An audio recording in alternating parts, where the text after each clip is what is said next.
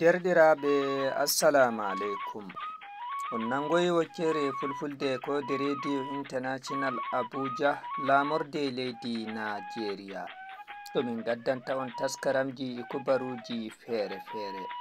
Der taskaramji ɗi min taski waddanki on hande. Min daranay on tariha dental Hezbollah wongal leydi Labanan. Den bo min ɗon jogani on taskaram andal ɗum gurdam. Sai taskaram ka irfi ucci teddenga waddanki on. Amma hidde ko ɗo hon sai moƴƴitinon jonde ngam mi andina on no duniyaru ndun yalliri.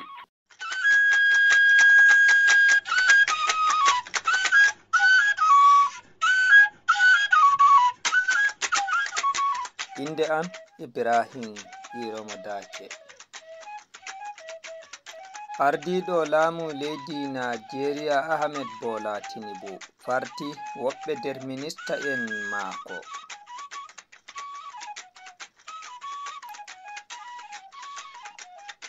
Agal konyanko'en leydi Isra'ila yarani ofishiru suudu telebijin du Almayadin kippol e wuro Beirut. Orejo laamu leydi Iran Masoud Pezeshkian o wi Amerika e kawtal lesɗe Orba kanje haɗi yebre hirnangere Asiya jonde jam.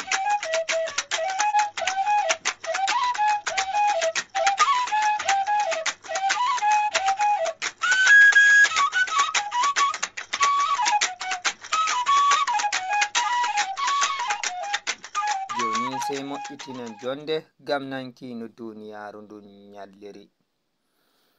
Ardiɗo laamu leydi Nigeria Ahmed Bola Tinubu farti woɓɓe minista en maako nden bo o waylani woɓɓe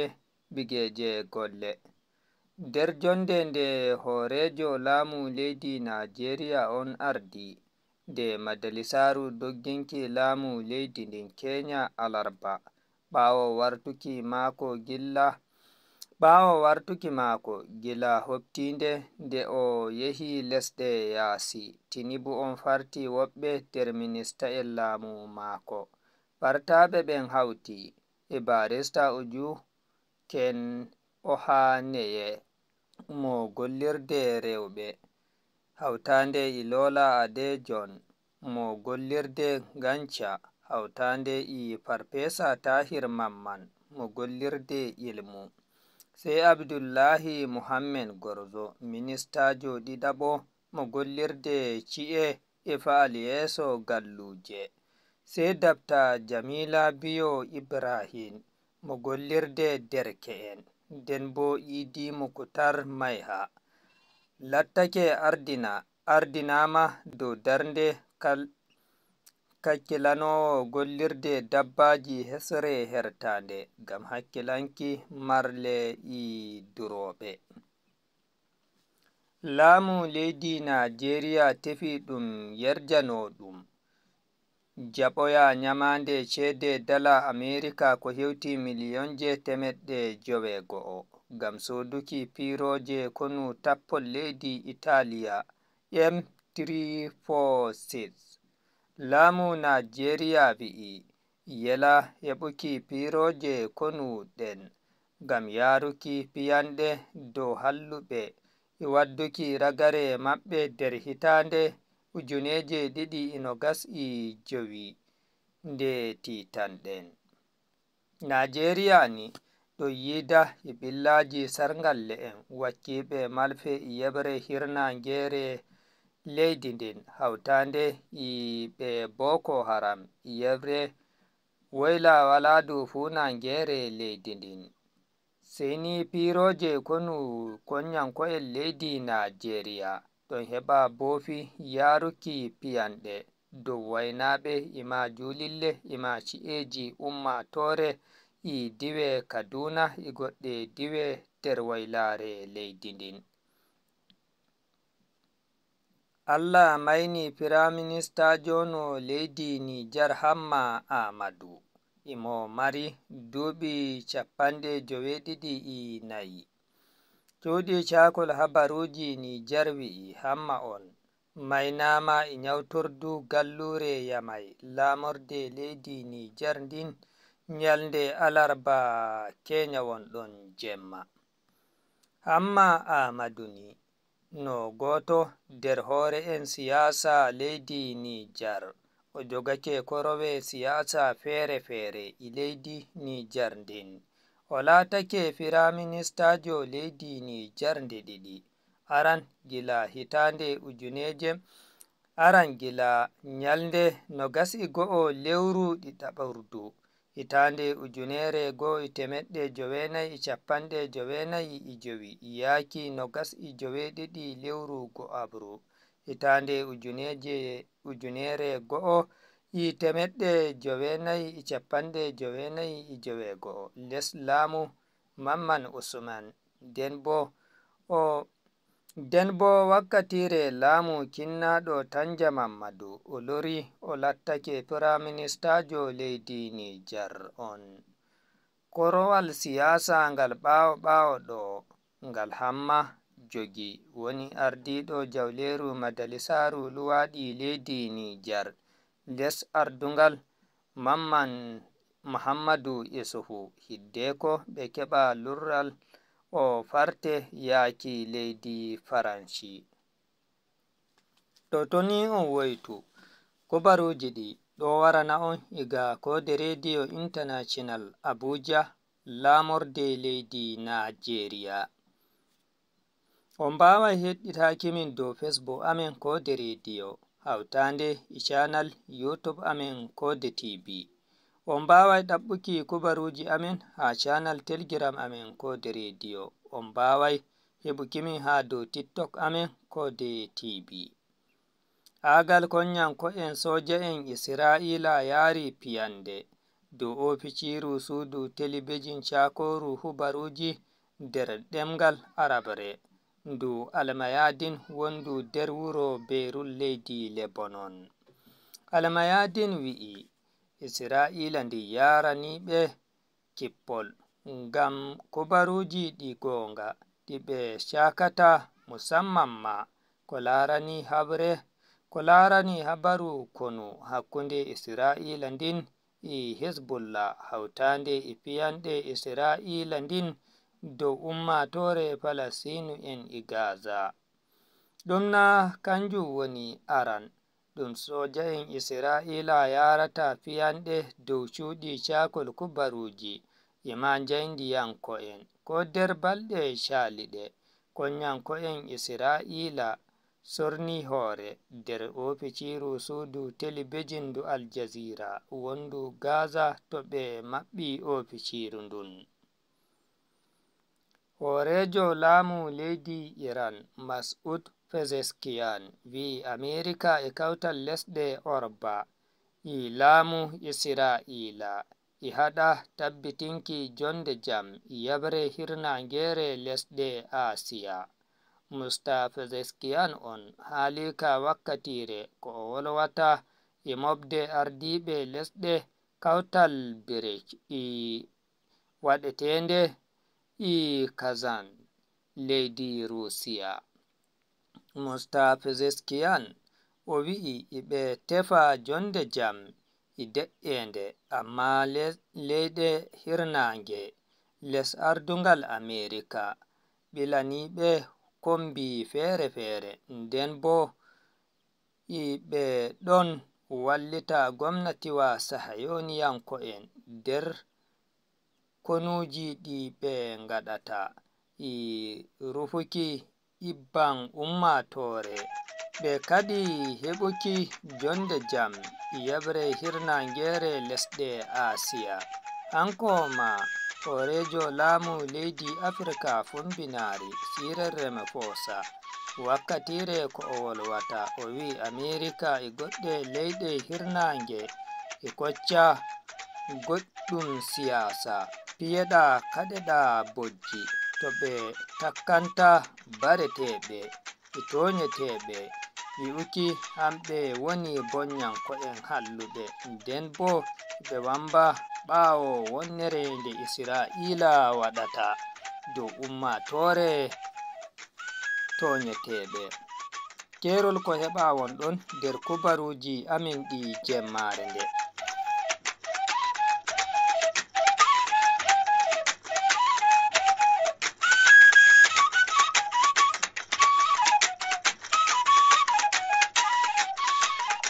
Joni sey moƴƴitinen jonde gam nanki rahotoji ɗimin jogani on jemmare nde'e.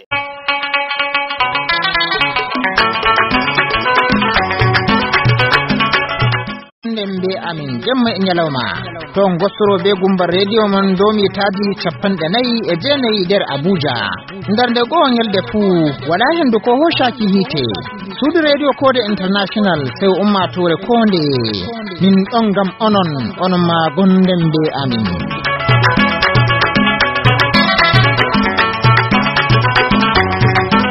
Aran min puɗɗira diwal Kebbi. Gwamnatiwa diwal Kebbi yoɓan golloɓe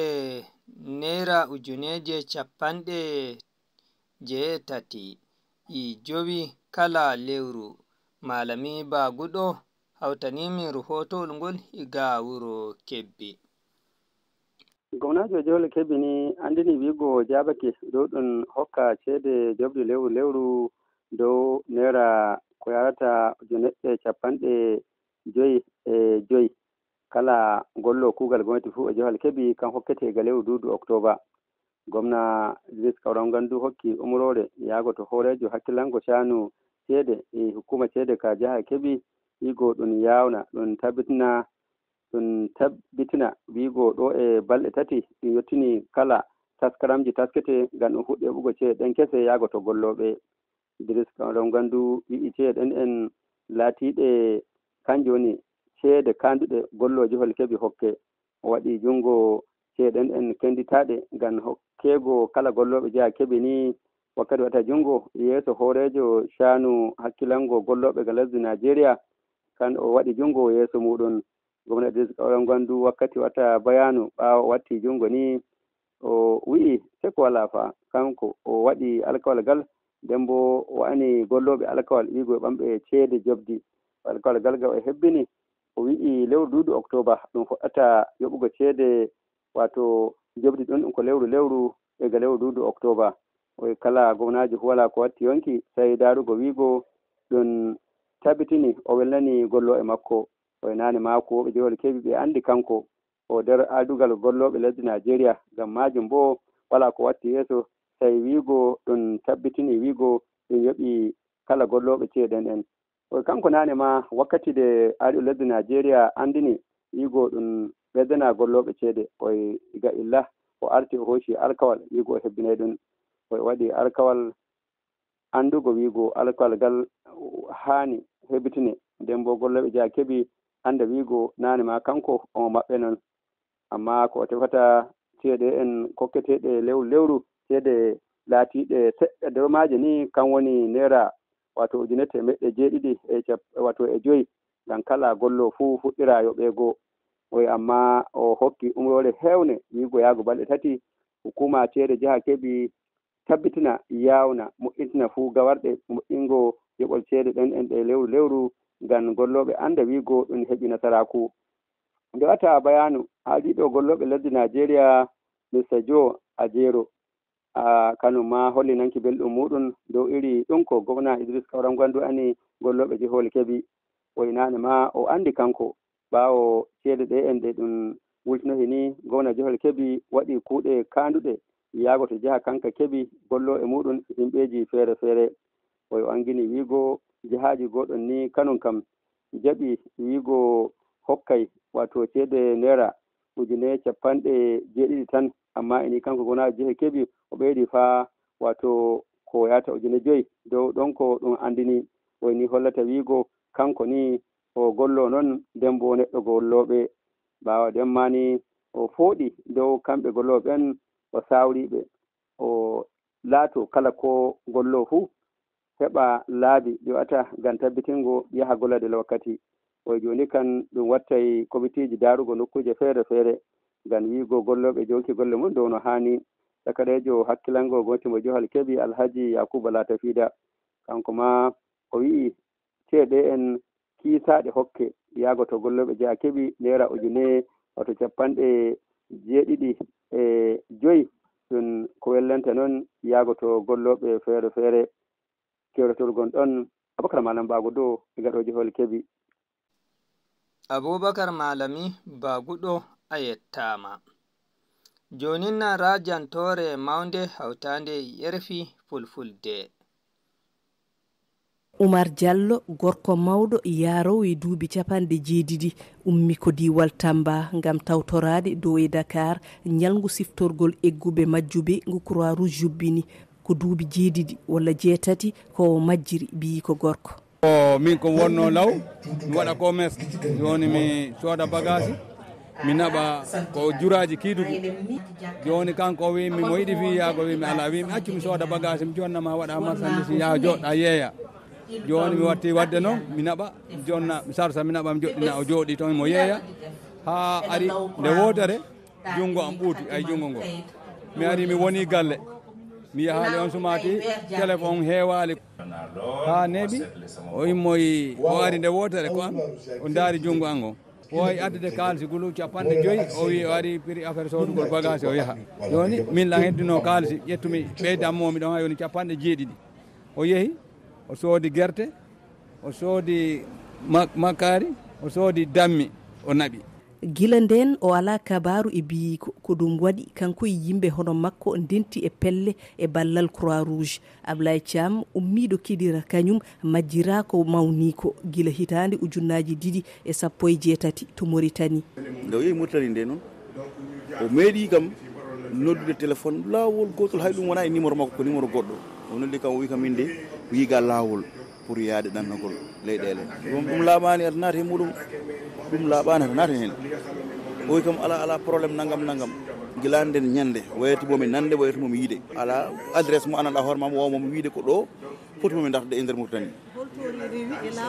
laawol less tan o rewi ha Mauritanie leke ndawol ndiyam o rewi o wiide makko ko laawol ndiyam ɓe rewata mi anda noon o heeɓino jolde o yeehi mi anda o heɓani jolde o yeehi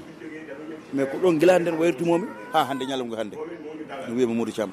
Mamadou Thiam woppi caggal makko joom suudu e ɓinguel dewel on resdani taw omoni jooɗi omo fadamo. Dieynaba Niang debbo yarowo e duuɓi 35 nena nangi ɓinguel makko o ardi e kawrital ngal koye joom galle makko keso nde wonno gorko makko gadano majji e laawol dannugol. Ha 8 ans nden prime dan par ce que ko 2020 ɗin heddi dañde gorko depuis 2014 wonno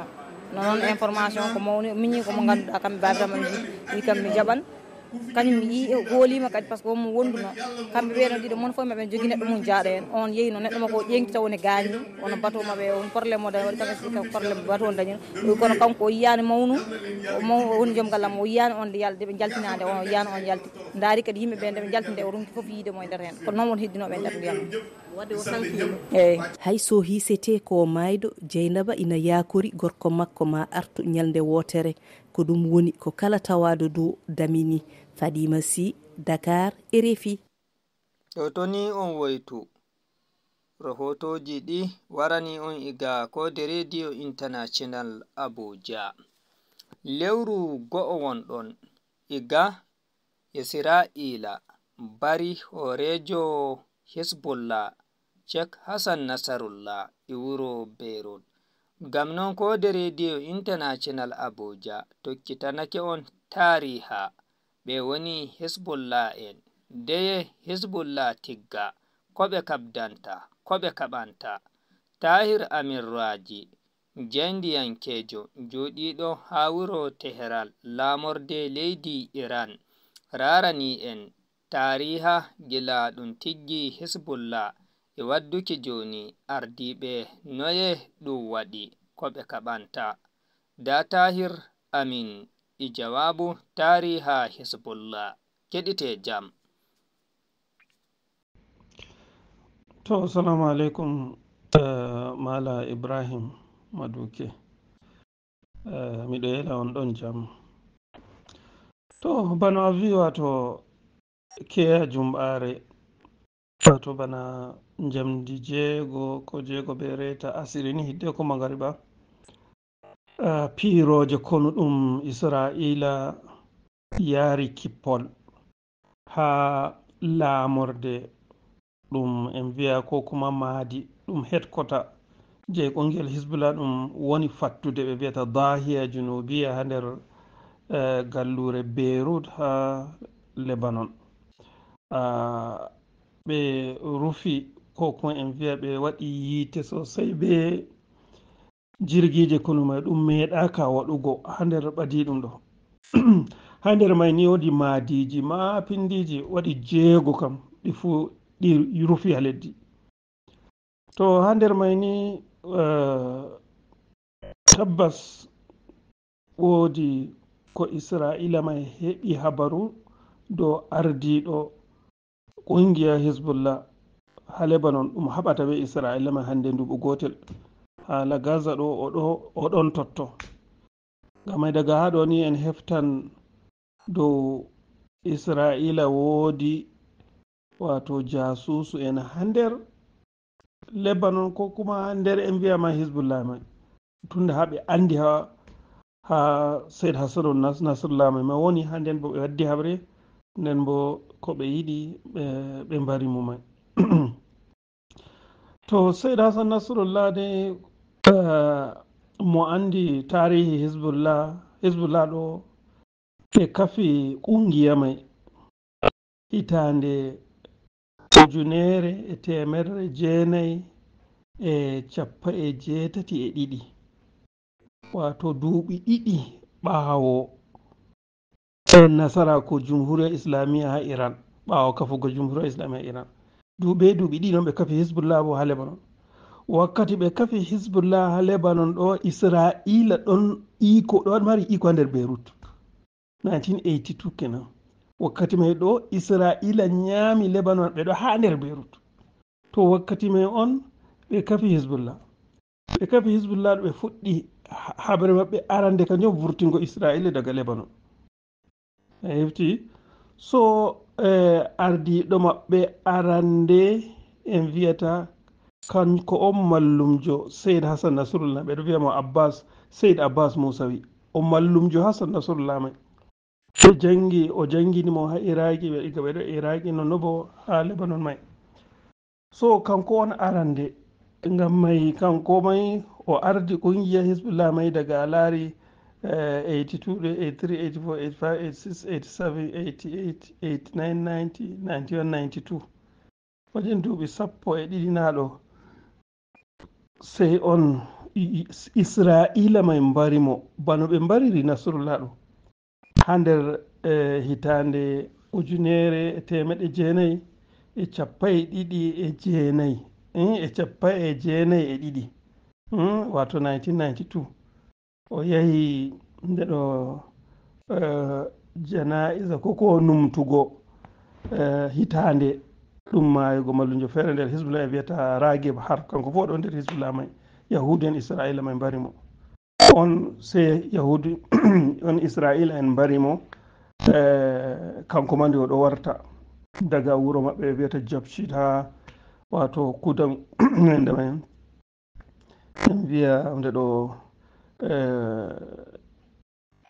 fombina lebanon. To ngam fombina lebanon to kadi on heddi be israila ko kuma israila falastinu ɗum ko israila en jabti. To ɗoɗɗo on ɓe suɓi said hasan nasrullah ɗo diga wakkati may o fuɗɗi ardugo hizbullah nden bo iran on vallitita be balmi be ko a andi fuu. So ngam may nasrullah ɗo on ardi ƙungiya hizbullah ɗo ɓe waɗi nasarako nder duuɓu 2000 miladiya ɓe farti israila daga lebanon gabaki ɗaya sey lutti pellel 2 tan ɓe ɗo wiya ɗum kafar shuba be mazar e shib'a ha jotta kanjum ɗo jungo israila. To amma ni israila furti nder lebanon gabaki ɗaya. To yahi nasrullah ɗo on ardi ɓe ha wakkatiyel feere ɗum hitande 2006 kanjum on haɓre maɓɓe ragare.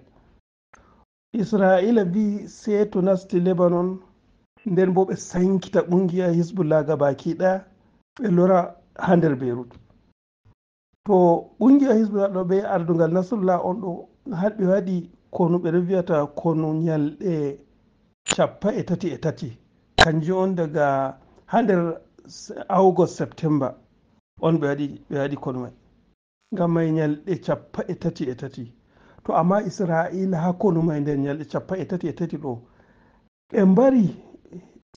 farar hula ko kuma en viyata ɓe mbari himɓe nder wuro be jirgi sama ɓe watta jotta ɗo ɓe mbari himɓe wajen 1,400 amma bo saldiri ɓe nastugo Lebanon ɓe saldiri ɓe nastugo Lebanon bellentana ɓe moyta Hizbullah to nden bo Hizbullah ha habre maɓɓe ɗum 2006 ɗo Hizbullah mbarini Israila soja en ni bagare ɗum e tammayno nden bo sankiti tankije konu maɓɓe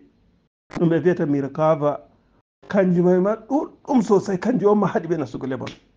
so ngam mai Israila dole waɗi sulhu be Hizbullah a hefti to a numtan wakkati mai on hunde ɗo lesdi Germany nasti on ɓe yofti soja en Hizbullah feere guda 5 ha nder maɓɓe woni mo wiyata Samir Kantar o waɗi duuɓi 30 ko duuɓi 30 ha nder kurkuki ha Israilin ko en to oɗo nder ɓe yofti be gawaje Arab en be luttuɓe julɓe Arab en ni ɗum ɓe mbari ha nder Palestine ko kuma Lebanon wajen kanjum bo 200 ɓe yofti kanjum on nden kungiya Hizbullah hokkiti ɓe gawaje ɗum Yahudien guda 2 ɗum ɓe nangino kanjum bo sababu habre mai hefti to habre metai hawtugo Hizbullah be Israila sai ɓadi ɗum ɗo ɓawo ɓe fuɗɗi konu tufanul Aqsa yande 7 lewru October hitande salinde kanjum 2024 hefti to on wakkati mai ɗo Hizbullah ɓe laari ƙungiya Hamas fuɗɗi habre be Israila ɗo ɓe andi to ɓe acci Israila timmidini be Hamas to lallai ɗiɗaɓre to ɓe timmidi be Hamas to ɓe vandu Hizbullah on tan so ngam mai ɓe waɗi shawara ɓe wi wala no ɓe waɗira ɓe acca Israila timmida be Hamas nden wara timmida be maɓɓe fayin tokka kala himɓe ɓe wonday be Israila fo gam e mbara ɓe kanjum on non waɗi nyande ɗiɗaɓre be ha konu mai kanjum on nyalade 8 lewru October hitande 2024 sai ɓe nasti konu mai kamɓe mai ɓe nasti konu mai sai wato Hizbullah nasti konu mai to on a laari ɓadi ɗum ɗo habre mai yehi Hizbullah heɓi nasarakuji ni bagare ha nder konu mai ha nder mai ni ɓe farti Yahudu en heddi be Lebanon ka gaba kiɗa ɓeɗo wiya ɗum hunde ɗo nde mai wayla Israila Yahudu en ɓe woni wayla Israila heddi be Lebanon fu gaba kiɗa kaɓe orni ɓe mana ɓe farti ɓe daga ci'e maɓɓe kampaniji maɓɓe gaba kiɗa hande a laari ɓadake nduɓu ko fartugo maɓɓe to nden bo Yahudu en mai hefti ɓe waɗi nduɓu gotel ɗum ha Gaza mai ɓe heɓai nasaraku gaba kiɗa lallai ɓe ɗon nder Gaza soja en Israila ɗon nder Gaza ɓe yibbini Gaza ɓe wartiri Gaza ladde amma saldiri ɓe a hefti saldiri ɓe ɗume saldiri ɓe jabtugo leddi Gaza mai gaba kiɗa ngam ɗume Palestine ko ɓe wodi dabareji feere ɗum les leddi ɓe nasata gasɗeji ngam ha jotta nduɓu gotel ɗum ɓe vi tarihi Israila iga ɓe kafi Israila iga Ingila kafi Israila ha leddi Palestine hitande 1948 wargo hande ɓe meɗai waɗugo habre ɗum nduɓu gotel be woɓɓe feere ngam kaɓe ɓe waɗi ni vagare amma ha nder mai kaɓe wato kaɓe mawɗi ɗum ɓe waɗi ni ha nder ɗum ɓe waɗi ɗum nder hitare 1949 1967 ka to 1967 wakkati may on a laari yahudu en jabti west bank ko e wiyata wato yammade kogi jordan ɗo ko shafi kudus ramallah ɓe ko ɓe jabti gabakiɗa. To amma habre maɓɓe ragare ɓe hizbullah ɗo ɓe laari wato ɓe wawata hawtugo habre may guda ɗiɗi. ɓe yiɗi ɓe waɗa sulhu be hizbullah lebbi 2-3 saliɗi ɗo ngam hizbullah acca ɓe timida ɓe gaza nden hide ko ɓe warta dow muɗum. hizbullah sali ɓe mbarini ardi ɓe hizbullah komanda e ni bagare balɗe ɗo ta a nana habaruji ɓe tokki ɓe gote ɓe mbara. nden a laari fayin hidde ko asaweje ɗi hidde ko ɓe mbara sey nasrullah may ma ɓe fettini iri woyaji je jungo ɗo ɓe wiya ɗum pega a hefti himɓe wajen 3,000 nawni himɓe wajen nende may himɓe wajen 37 kamɓe bo ɓe maynama ngam ɓe fettingo woyaji pega ɗo ko kuma woodi wakitoki kanjum ma fu woyaji on ɗum soja en naftirta ko kuma de himɓe kampaniji mapindiji kamɓe naftirta be may. To ɗo fuu ɗo nder ko tokki ɗo kuma ɗo en wiya ko arti mbarugo hidde ko mbarugo nasrullah ɗo nda ɗum jotta ɓe mbari seyda nasrullah. To amma en wiyan ƙungiyar hizbullah gabaki ɗaya ɓurna fu duuɓi 32 jotta oɗo ardino leddi may oɗo ardino ƙungiya may a hefti. So ngam may ƙungiya may ha jungo maako on wato ƙungiya may mawni ha yotti vurtini israila nder lebanon nden bo ha yotti haɓata be israila may jotta balmi ɗum hizbullah fiɗata ɗo yotta ha ilat o kanjum fombina israila a hefti ha kombi gulf of aqab kombi nende may red sea a hefti. To kamɓe bo ɓeɗo hunde ɗo waɗi ni kilomita 70 en wiyata 17 hakkunde ha hizbullah woni be ha ragare israila may. So nden bo fayin kuje feere ha habre maɓɓe ɗum je duuɓu sali ɗo yahudu en maɓe yeccata soje en ɓe hizbullah mbarini ɓe ha konu may. To ɓe laada ƙarshe ɓe laari kuje may waɗata ko nda ɓe waɗi nduɓu gotel ɓe nyamai nasaraku ha gaza a hefti nda ɓe hizbullah ɗo ɓedda nyamugo neɗɗako maɓɓe. To kanjum a laari wato keyaɗo jumɓare ɓe heɓi bososel laatan ni ɓe woodi huwoɓe ha nder en wiya hizbullah may ko kuma de ha nder lebanon may ɓe hokki ɓe habaru do nasrullah be yimɓe muɗum ɗo mofta pellel ni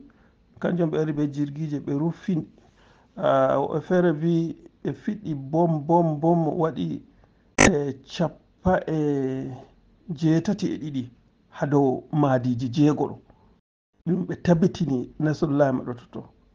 To an kani jotta nane ɗo talabijin je israila may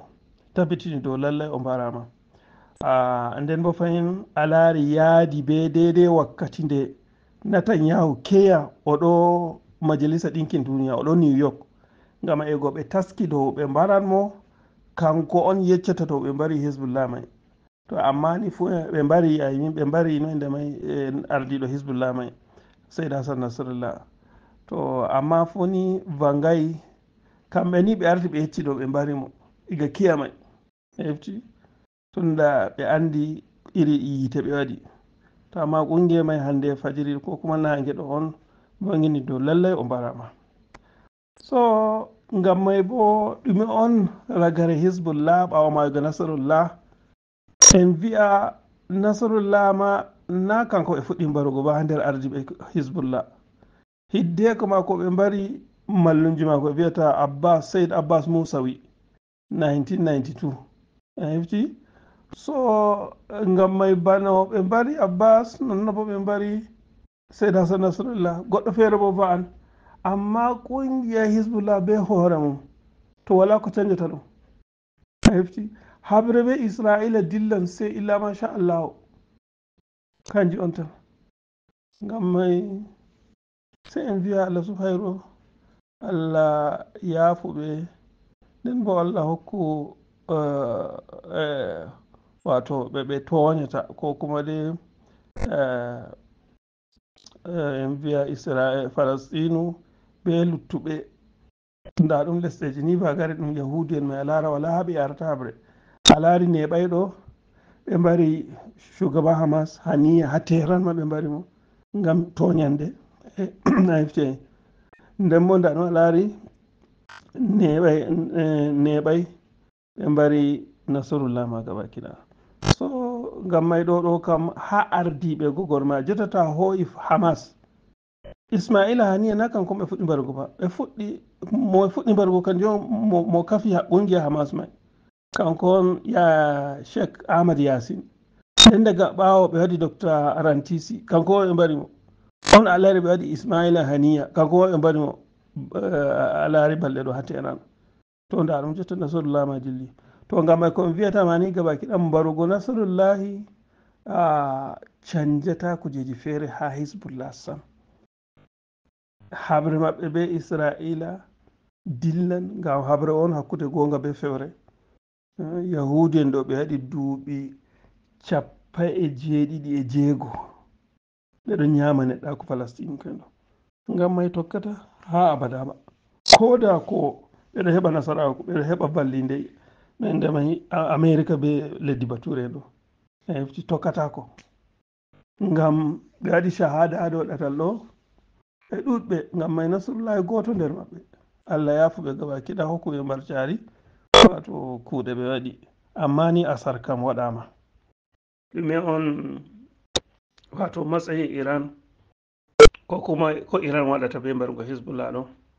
aɗandani han wiyama ha pellel ɓe mbari said hassan nasrallah keya jumɓare ɗo woodi mataimakin ko wiye vallowo ardiɗo soje en iran ɗo ɓe wiyata irgc kanko fo ɗo nder ɓe waɗi shahada ha totton ngam mai dama ɓe ɗo wondi be hisbullah kamɓe on valliti hisbullah mari ko mari a laari ha yetti ɗo be israila fu gaba kiɗa ngam mai en andani ko tanmi laatugo yeeso amma funi komin tamatan karshe ragare mai fu habre tanmi ummugo hakkunde israila be iran a hefti to habre mai bo allah andi ɓe iran kamɓe on kafi hisbullah kamɓe on valliti ɗum nden bo a laari kamɓe ɗo wondi be maɓɓe ma soja en maɓɓe ma ɗo maaya be yimɓe hisbullah mai ha lebanon hidde ko said nasrullah ɗo a laran said kasim nonde mai general kasim suleimani mo trump mbari ha iraki nduɓu 2020 ɗo ta numtan kankuma ɓeɗo huuda be nasrullahi ɗo ko jooɗi nonno bo luttuɓe moɓe soje en iran ɓe huwata ha e wiyata runduna kudus ngam runduna kudus ɗo ha iran kugal maɓɓe kanjum ko shaafi yaasi leddi iran ha nder mai a tawan kasim suleimani kanko on ardi waddugo ragare ƙungiya daish ha iraki ɓe syria fu gaba kiɗa ko da yake a laari ha iraki ni ɓe timmidi gaba kiɗa amma ha syria ha jotta ɓeɗo jogi pellel feere be vallinde turkiya be lesɗe baturen ɗo ha jotta ɗo america ɗo jogi pellel feere ha nder syria igga be inde bo ɓe wari haɓugo be daish ƙungiya daish ɗo e kafi amma a laari soje en iran be luttuɓe syria be luttuɓe ɓe wari be hisbullah ma in particular ɓe sankiti daish ha iraki be ha syria fu gaba kiɗa so ngama iran kam sen mbiyama hisbullah iran ma hisbullah on ngam a jotta said nasrullah ɗo iran on ɓe mbarini soja hefti so ngam ɓe ɗo wondi hefti seni tan en rena en laara ko ardiɓe lesɗe mai tanmi ho'ugo matakiji ɓe howata gam mai amma habre ka fuɗɗi to hakkilai ni habre mai wato andiɓe ko fe'ata ɓe ɗo wiya habre mai juutan a hefti seni tan no va'i fu ragare mai kam israila dillan ko duuɓi no on habre ɗo dilli israila dillan ngam ɗume kala lesɗe taari ɓe ɗo fu ɓe wondai be israila ɓe wondi be israila ha nder lesɗe arab o gabaki ɗa ɗum ardime maɓɓe on tan amma na yimɓe leddi mai a hefti yimɓe leddi mai ko moye wala mo wondi be israila duuɓi 17 ɗo fuu wala mo wondi be israila ardiɓe maɓɓe bo kamɓe ɓe yiɗi laamu maɓɓe ɓeɗo hula laamu maɓɓe kanjum waɗi ɓe wondata be israila ɓe hulan america ɓe hulan israila be ko nandino kanjum waɗi ɓe wondi be israila amma na way ngam israila ɗo wanna ɓe kuje feere ba israila ɗoma busta ɓe ha larata ɓe ɗo lestina ɓe be ko nandino mai nda ɗum ko ñande laarum keya nde Netanyahu ɗo vola ha majalisa ɗinkin duniya ɗo so o ɓamti hotoji ɗiɗi sai o hooyi hoto waɗi hoto Iran, Iraq be Syria be Lebanon o wi ɓe wayi lesɗe carɗu nden o hooyi hoto Masar be Saudiya a hefti be Jordan way kamɓe bo lesɗe hayru wato ɓeɗo wondi be Israila kanjum on to ɓeɗo ɗo ardiɓe maɓɓe on ardiɓe lesɗe ɗo on wondi be Israila amma yimɓe lesɗe may ɗo gaba kiɗa wala lesdi arab en feere yiɗi Israila seni tan ngam maslaha ardiɓe may kanjum ɓe tokkite ɓe to ɗo bo tokkata musamman laatugo jotta yimɓe finti ha duniyaru jotta ko ha lesɗe baturen may ko ha America derke en jami'a be ko nandino feere fu ko moye andi ɗo ko Israila waɗata ha Gaza be noyinde may be Lebanon be ko nandino may gaba kila ɓe andi zalunci on ha babal wato ɗum toñande on to toñande ɗo tokkatako ha Gaza tan ɓe mari goɗɗo 40,000 40,000 ko ɓuri ɗum a hefti ha nder nduɓu gotel to ɗo tokkatako a hefti kanjum tan seni tan waɗoɓe habre ma sei ɓe waɗa muñal ha yande Allah waddinta ɓe nasaraku en anda bo nde on kanjum on ngam Allah hokku en jam Allah hokku julɓe nasaraku Allah hokku ɓe sa'a dow musamman heferɓe ɗum ñamata neɗako maɓɓe Allah hokku en jam seeso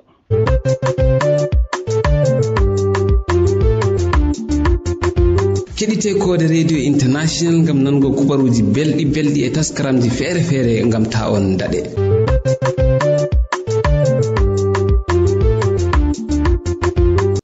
to toni on woytu ɗe kubaruji ima taskaramji ɗo warana on iga kode radio international abuja lamorde leydi nigeria on mbawai heɗitaki min ha dow facebook amin kode radio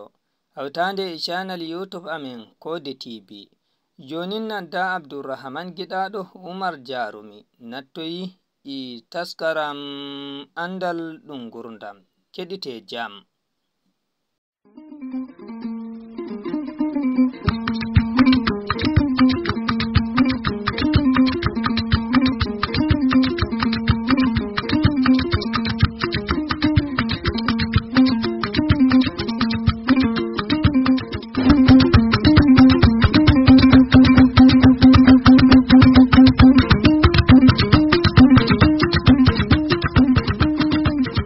assalamu aleykum miɗo ndi oustaz aboubacar mouhamad kabri coordinateur jo kakkilanowo mousabaga daddattiro jangguirɗe alqur'ana gaɗaka ha bali gaɗaka hikka ha hitande ujune 2024 Allah seni min jaɓɓakima mi jaɓi machallah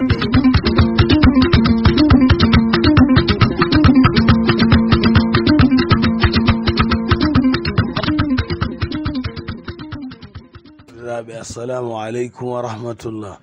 walla seni noyi giiɗa musabaga togginama ka timminama dow jaam to noyi giiɗa yake maka yake musabaga woɗi alhamdulillahi dereke en jangoɓe jangi sosai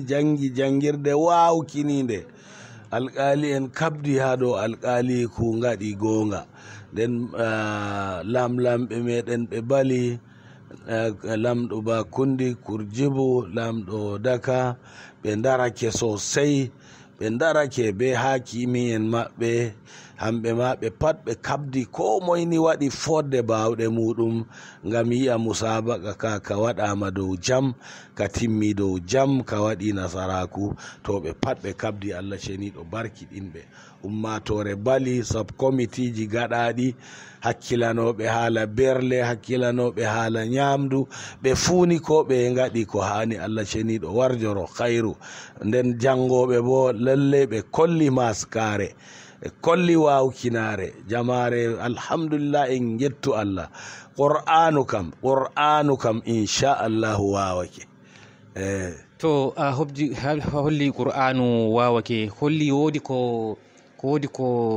waylina ha ko bo wodi ɗum yahi yeso nangiɗa to a fondidiri e musabaqaji shaliɗi wodi ko waylina ko ɓeddi wodi ko ɓeddi kana seɗɗa ngam ko foti na en andino ɗum meeɗayi hukumaji pamari 16 pat ɗi kawta to hikka kana ɗi kawti seyni mo laru shatuɗum haɗi laru soyde ceede bamo kurmi amana o yerɓi lis ɓikkon wakkere maɓɓe nden bo na ayi rukunuji mayma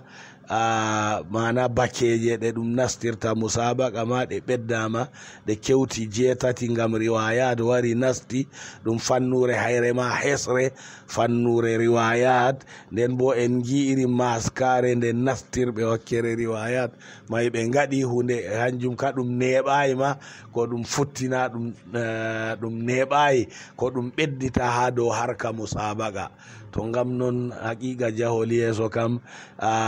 kilɗinigol belgol kimmiɗinigol sey en getta Allah to haɗo ko larani riwayat to ɗo kam ɗum joɗake ha lesɗe duniyaru ɗum jooɗi ɗum fottini haɗo ɗum suɓɓitina yebre riwayat na ko bo ha taraba ɗum taski riwayat riwayat na ayina ɗum hunde feere na haala gokka kesa na ko woni haala riwayat kam qur'an en ɗo andi jippori be ha jangol muɗum be riwayaji feere feere ɗi patmaji bo ɗi ngodi asali daga annabijo ngam modiɓɓe maji janginirɓe noon ko moye wi'ay ni annabijo janginiriyam annabijo bo non janginira daga malaika jibrila nane ma qur'an ɗum wolde arabre ɗo ɓe ɗon mari perotiral bolle maɓɓe seɗɗa seɗɗa ban ko nde wolde nder bolle duniya jotta en mbiya ha nigeria ɗo fulfulde na yi'a tawa hatta fulfulde gombe ɓe mbiya feere be nde adamawa nande gembu ma ɓe mbi nde feere miɗo larama nden a wi'ay ko ɗume a hefti to ngam noon lahajaji ɗiɗi pat maji ɗi qur'an jippodi be maji to woodi bo janginiraɓe noon maskori noon daga zaman sahabo en fa bolwanten ɓe jangini ha wari yotti en to jotta kam musabaka ɗo habda wiɗi to heɓta riwayaji ɗi fuu maji modibbo kaza ko sahabojo kaza nda no janginiri ha tabi'ijo jangini tabi'i ni ha ɗum wari ɗum hewti en hande to ɗo ɗum yiɗi andal man hangal ma ngal peeso ha nder ummatore dereke en meɗen janga anda qur'anu kam ha a waylitiri goɗɗo fuu o laato qur'anu alhamdulillah nden bo haajewol ngol inchallahu en kumti non may waɗi to holli jonta wakere tafsiru kam jonta yimɓe peecake jonta on gi ɗum yahi yeeso ha tafsiru ɗum yahi yeeso ha dursugo qur'anu ɗum gadduɗon tafsiru holli jonta tafsiru ma tafsiroɓe ɗuuɗi maskake hanjum waɗi cuɓɓitino riwayat haqiqa na ko anduɗen ma nane ka rewɓe ka ɗon no gaɗa tafsiru na amma hadde rewɓe garta gaɗa tafsir gaɗirama jaboro dow wolde arabre o fassira qur'anu be wolde arabre holli na tafsiru anduɗen fulfulde ko hawsare na tafsira be fulfulde ko be hawsare ɗum ƴamete wal asr misalu ɓe mbiya ma ma'na al asr be arabre mal maqsudu bi kalimat al asr misalu sai hanko bo hokka al asru az zaman al asru kaza kaza ha banno woni nder arab reman ba yowa ka fami kadi to alhamdulillah e ɗum kaɗum peeshake sosai ko toye e nastuɗa fuu to fuu e feeshago a tambatani kadi bo masalaji ko fulɓe mbiyata masalaji ko ganduɗi woɓe mbiya saɗirmaji goɓɓe mbiya pergande to ko piido toon ha taskago musabaga wallahi taskago musabaga kam damuwa ma ka ceede yimɓe kawtay ɗuɗɓe a andi ha jamare hawti ɗunde pat to wode haaje majjiru ceede bo ɗuɗɗe to ceede bo keɓatako ummatore ba ɗuuɗa faamugo irin no haajewol ngol heɓugo no dogginira musabaga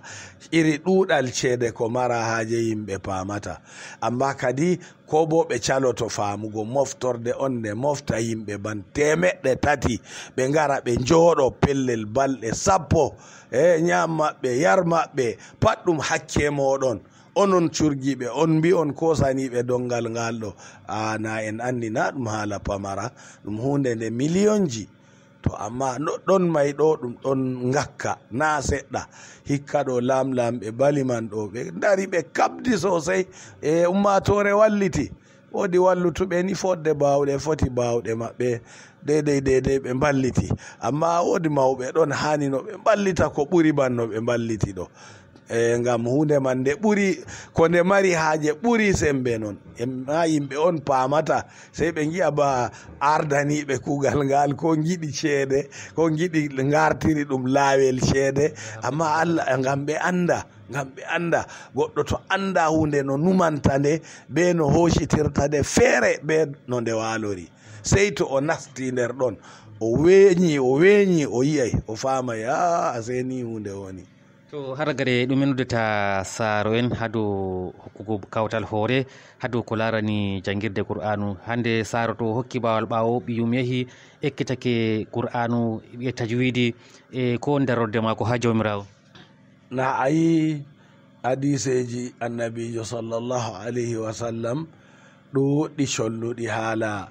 geccuɗi bo iri ɓure be moƴƴe ɗe dariɗo jangini ɓiyum janginɗo ɓiyum dursi qur'anu annabijo wi en ñande dargal hanko kam ha mawɓe malaika en jo'inte ha ton ɗum jo'intamo ɗum metamo iri metali goɗɗiɗi aljanna ɗo ka baaba on fa accuka dursuɗo on ka Allah andino Allah waɗantamo baaba on hanko ɗo to anani bani na ɗum fewre ɗum gonga habdu dursin ɓiya ngam ñande dargal ala to ton dow aɗon wondi ha ko ha duniya en ɗon gi'a ha moftorle meɗen woodi ha mawɓe jo'inte ay ɗo nandi be ha luttuɓe ya ayyuhannasu jo'inte na hay tebul to ni to wallahu alam Allah ceniɗo warjoro en khairu Allah moytan en boofi meɗen Allah bo barkiɗina ɓiɓɓe meɗen hokka en jangirde barkantere jangirde ɓeddore imanu ɓedda kulol Allah alhamdulillah bandiraɓe ɗo wonta gewta amin e oustaz aboubacar mouhammad kabri coordinateur jo a taskara musabaqa komin tiwa taskara musabaqa qur'anu nga taraba min getti on e watango min hakkilo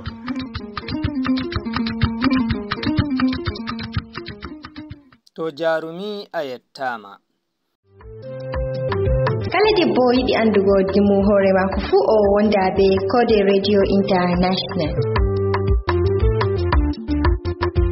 ɗo nde latti wakkatire amen ɗum ɓilli min keɓata waddanke on taskaram kiwal tarindi taskaram ka irfi taski min gaddanta on iga ɗo Code Radio International Abuja sei taɓoɗon taskaramji amen ɗi jango to Allah hewtini amma nde latti wakkatire ɗon lutti seɗɗa ha mi lara goɗɗi nder mijoji ɗi heɗitoɓe windonomi ha dow hello Facebook amen dow kubaruji ɗimin dokki on keɗiteja.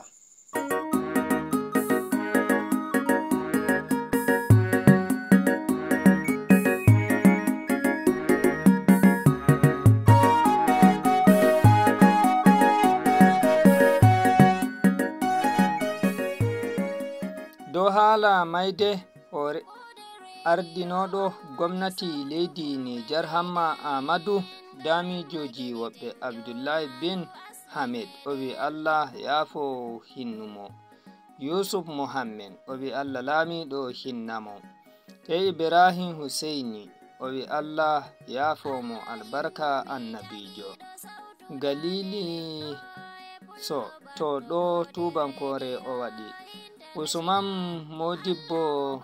Gana Siri o wi Allah yaafomo. Abdul Abubakar o wi Allah yaafomo. Irwan Jika Dembo o wi Allah yaafomo. Zainab Ahmed o wi Allah yaafomo hokkamo aljanna firdausi. Amin.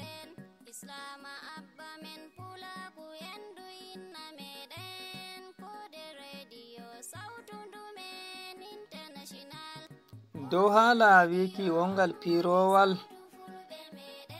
yanti dow saare firaministajo leydi Israila ngal Hezbollah fiɗi wonɗon.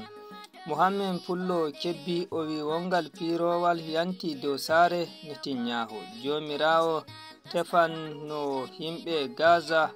ma Lebanon haqqeji mun ɗo o Israel. Nasir Mohammed o wi damangal wari cegejo ittaɗo barki to ɗo mijoma. Ibrahim Diallo dow burti o wi ngal wawata ma dangal faɗɗi kefero. Abdullahi Ibrahim o wi dole Israila hula lesdi Iran. Ishak Abubakar o wi jomirawo hoynu. Jafar Modibbo Yero o wi Allah ceniɗo ɓesdu barki nulaɗo sallallahu alaihi wasallam. Sai Usman M Yaya Hadeja o wi gonga tabbiti. Sai Jafaru Mu'azu o wi habaru labɗum. Ta Tebin Alim Modibbo o wi Allah laamiɗo damar nu kefero. Salisu Abdullahi o wi sewama tamo Allah ɓeddu. Sai Nuhman Bello o wi joni kam satayawu fuɗɗan hulturgo ngam o andi joni kam ko ɗume wawan fe'ago. Sai Tim Ali Modibbo o wi o hay jotta on andata ɗume on ɗume. Allah hokku julɓe jalorgal dow yahudu en. Ibrahim Dembo o wi on jarama ko ɗuɗi. To fuu e fuɗo min gaddi ragare kubaruji amin e taskaramji ima goɗɗi nder mijoji ɗi heɗitoɓe windonoymin dow hello amin go Facebook. Dow darnde sobiraɓe kuuɗe am ɓe kode radio international Abuja. Min Ibrahim Ramadake wonduɗo e moɗon titan wakkatire nde mbiyami on mbalen jam. On mbawa heɗitakimi ha radio Garden ima online radio e hello amin go Facebook to mbawaton heɓuki habaruji amin fere fere. Mbalen jam. Min wala bamaji international e gonga hettiri gonen e ton taɗalen ɗum fewreta jabenta jamben international en ɗan bo hunde men giɗindiren cakaji meɗen hautemma hore men wallindiren international munyal bo en baɗeta to hafen mere nonnonde e nde ardinen jafindiren international.